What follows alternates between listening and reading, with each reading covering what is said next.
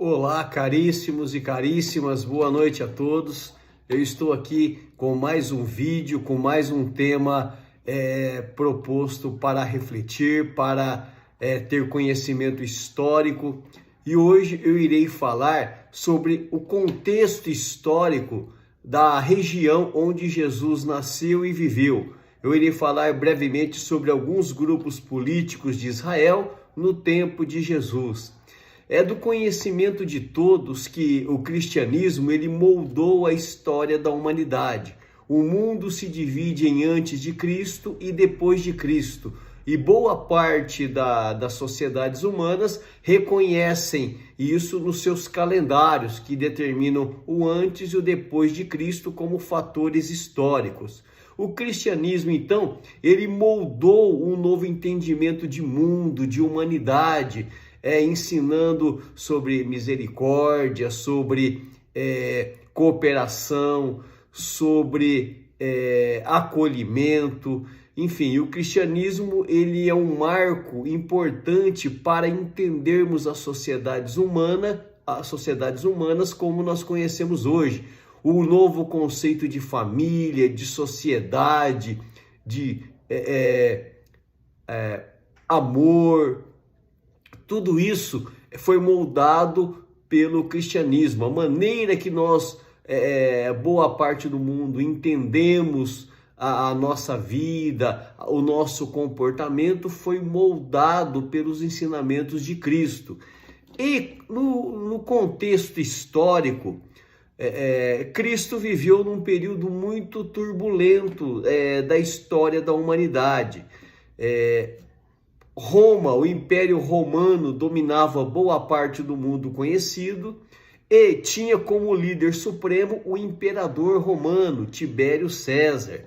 Também tinha ali na região, na província da Judéia, o governador Pôncio Pilatos, que essa região que o governador ele fazia ali, ele governava, incluía também Jerusalém. Então, Pôncio Pilatos era procurador nomeado por Roma, responsável por cobrar impostos e manter a ordem e aprovar até mesmo a morte dentro do seu território. Então Roma estava dominando aquela região desde o ano 63 a.C., quando o general Pompeu conquistou Jerusalém e implantou ali o poder de Roma naquela região. A Palestina era uma província importante para Roma, mas não era governada diretamente pelo imperador.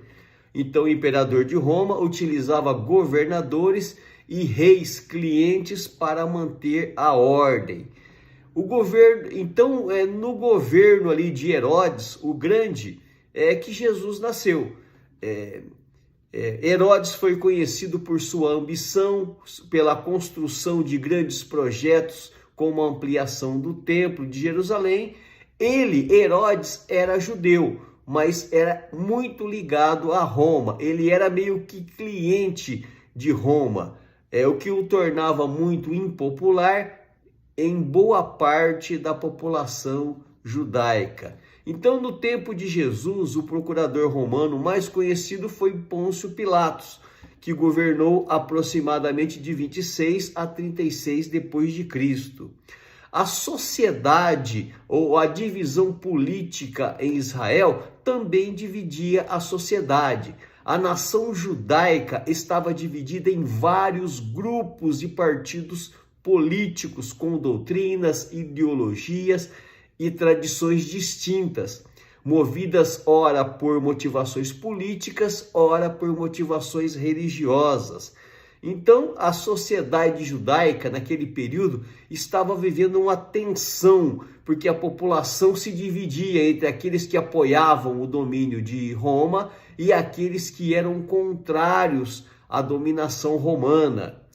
Quais eram os grupos políticos de destaque naquele contexto? Tínhamos os fariseus, que fariseus significa separados. Era um grupo religioso popular entre o povo comum, especialmente nas cidades. Eles eram rigorosos na observação da lei de Moisés e das tradições orais. Eles eram nacionalistas no sentido religioso e esperavam a vinda do Messias para restaurar Israel, mas eles não pregavam abertamente a revolta contra Roma. Então a relação com Roma era de dominação, mas sem confronto, era isso que eles queriam. Eles buscavam preservar a identidade judaica pela lei e pela moralidade.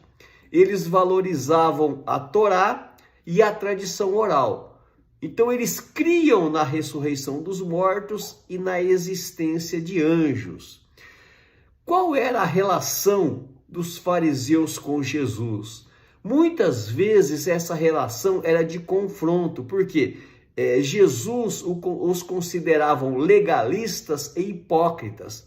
No livro de Lucas, capítulo 18, do 9 ao 14, vai dizer assim: alguns que confiavam em sua própria justiça e desprezavam os outros, Jesus contou esta parábola. 2 homens subiram ao templo para orar. Um era fariseu e o outro publicano. O fariseu em pé orava no íntimo: Deus, eu te agradeço porque não sou como os outros homens, ladrões, corruptos, adúlteros e nem mesmo como este publicano. Jejuo 2 vezes por semana e dou o dízimo de tudo quanto ganho. Mas o publicano ficou à distância. Ele nem ousava olhar para o céu, mas batendo no peito dizia: Deus, tem misericórdia de mim que sou pecador.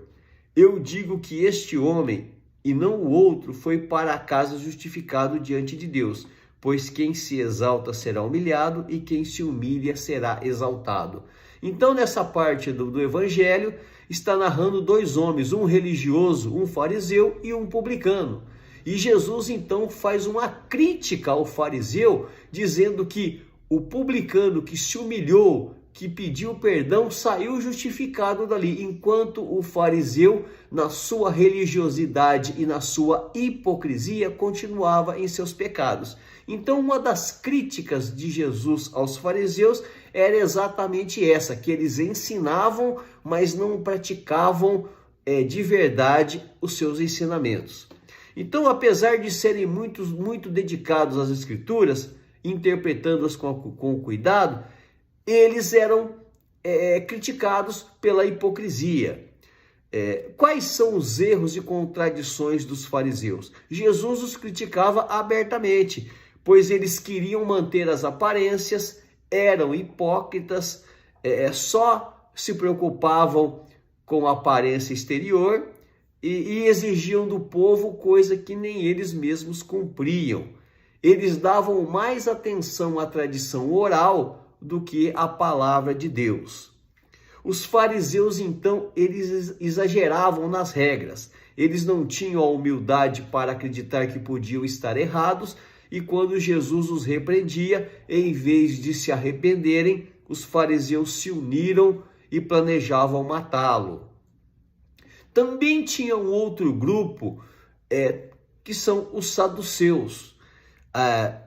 Eles eram da descendência dos sacerdotes. Acredita-se que os saduceus descendiam das famílias sacerdotais. Após a destruição do segundo templo, no ano 70 d.C., pelos romanos, a importância e a influência dos saduceus diminuíram significativamente. O grupo não sobreviveu à destruição do templo e a seita praticamente se extinguiu. Os saduceus, eles eram um povo, uma sociedade cética, porque eles duvidavam e questionavam da existência de anjos, da própria morte, da ressurreição dos mortos. Eles eram mais materialistas, pensando nas coisas só dessa vida. Eles não pensavam nas questões metafísicas. Eles aceitavam a Torá, os 5 livros de Moisés, não criam na ressurreição, nos anjos ou nos espíritos. Tanto é que eles se baseiam nos 5 livros de Moisés e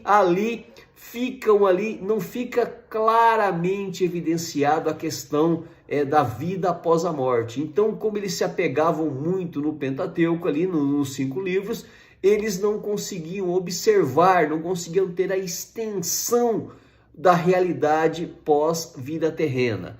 Eles controlavam o templo em Jerusalém e eram próximos do poder romano. Também questionavam a Jesus. No livro de Mateus 22, capítulo 22, verso 22 e 23, também tem uma passagem que eles tentam ali armar uma cilada para Jesus. E diz assim, Mateus 22, do verso 23 ao 33. Naquele mesmo dia, os saduceus, que dizem que não há ressurreição, aproximaram dele, de Jesus, com a seguinte questão: Mestre, Moisés disse que se um homem morrer sem deixar filhos, seu irmão deverá casar-se com a viúva e dar-lhe descendência. Entre nós havia 7 irmãos. O primeiro casou-se e morreu. Como não teve filhos, deixou a mulher para seu irmão. A mesma coisa aconteceu com o segundo, com o terceiro, até o 7º. E finalmente, depois de todos, morreu a mulher. Pois bem, na ressurreição, de qual dos sete ela será esposa, visto que todos foram casados com ela? Jesus respondeu: vocês estão enganados, porque não conhecem as Escrituras nem o poder de Deus. Na ressurreição, as pessoas não se casam, nem são dadas em casamentos, mas são como os anjos do céu. E quanto à ressurreição dos mortos, vocês não leram o que Deus lhes disse? Eu sou o Deus de Abraão, o Deus de Isaac e o Deus de Jacó. Ele não é Deus dos mortos, mas dos vivos. Ouvindo isso, a multidão ficou admirada com seu ensino. Então, ali, os saduceus, eles tentaram enganar Jesus, porque eles não conseguiam interpretar nos livros que eles liam do Antigo Testamento a questão da vida após a morte. Então, eles eram muito materialistas e céticos. Ao propor essa história para Jesus, eles queriam pegar Jesus de algum ponto para tentar desmascará-lo, mas a resposta de Jesus deixou eles atônitos e admirados. Então, a teologia do saduceu enfatizava o materialismo. Eles eram céticos às questões metafísicas. Eles eram literais na Escritura. Negavam a ressurreição dos mortos e a vida após a morte.